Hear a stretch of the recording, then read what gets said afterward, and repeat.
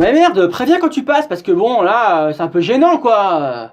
J'ai le droit d'écouter Marais Carré, hein, ou Triangle. Je me mets mes lunettes, ça fait un télo, genre, je lis plein de livres. Alors tiens, si je te parlais du dernier Guillaume Musso.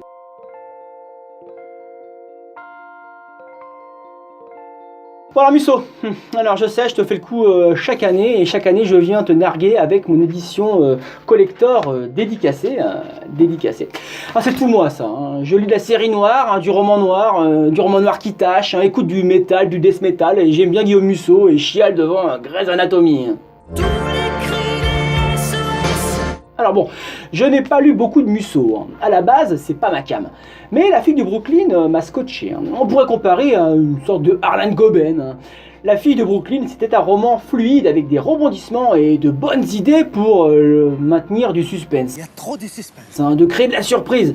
La construction de l'intrigue était formidable, hein, à mes yeux. Formidable, Thérèse. Alors j'assume mes lectures. Et cette année, j'ai retenté le coup avec Un appartement à Paris pour voir si Musso arriverait à me bluffer une fois de plus. Alors comme d'hab, hein, pour le pitch, tu vas sur Google, tu regardes la 4e de couverture, tu trouves. Hein, je suis pas ta mère, tu peux te débrouiller un peu bordel.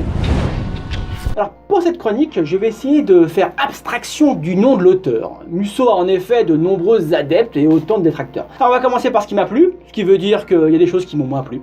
L'écriture est légère, c'est pas un mal en soi, hein. Ça se lit d'un trait, hein. Ça fait du bien de temps en temps. Ok, le début est un peu long. Musso installe ses personnages, mais le reste du roman se lit très bien. L'histoire est pas mal, hein.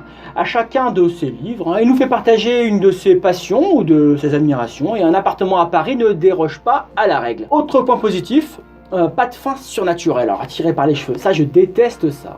Je veux tailler les cheveux et les styliser. Alors la couverture est magnifique, le visuel comme le toucher, hein. Une œuvre d'art, le bordel, hein. On la doit à Rémi Pépin, à partir d'une œuvre de John Wan. Alors, parlons un peu de ce que j'ai moins aimé. Les grosses ficelles. L'histoire est un peu cousue de fil blanc. Je ne suis pas forcément regardant sur la crédibilité, s'il n'y a pas de fantastique, hein, mais là c'est un poil too much. Attention, hein, tu vas trop loin là. Ben, dommage. Et puis il y a quand même quelques longueurs, hein, je l'ai abordé ce point au début, hein, et pas mal de clichés qui gâchent un peu le fond de l'enquête. Hein. L'enquête qui est pourtant bien ficelée, et ça je l'ai dit aussi. Alors j'ai lu ici ou là que ce roman était le roman de la maturité. Faut pas s'enflammer les gars, hein.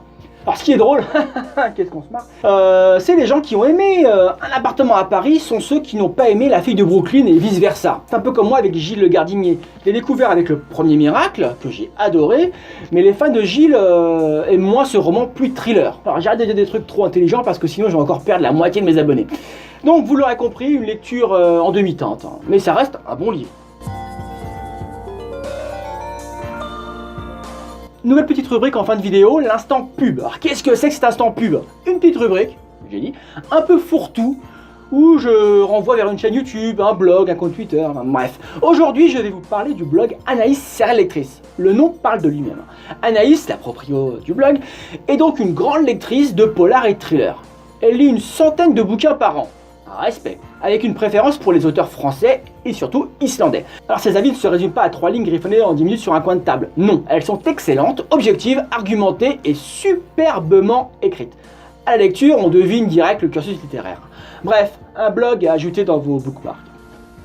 Tu m'as compris? L'adresse dans la description de cette vidéo. Allez, rendez-vous dans une prochaine chronique. N'oublie pas de t'abonner, de liker, de partager, enfin toutes ces conneries quoi. Allez, ciao ciao.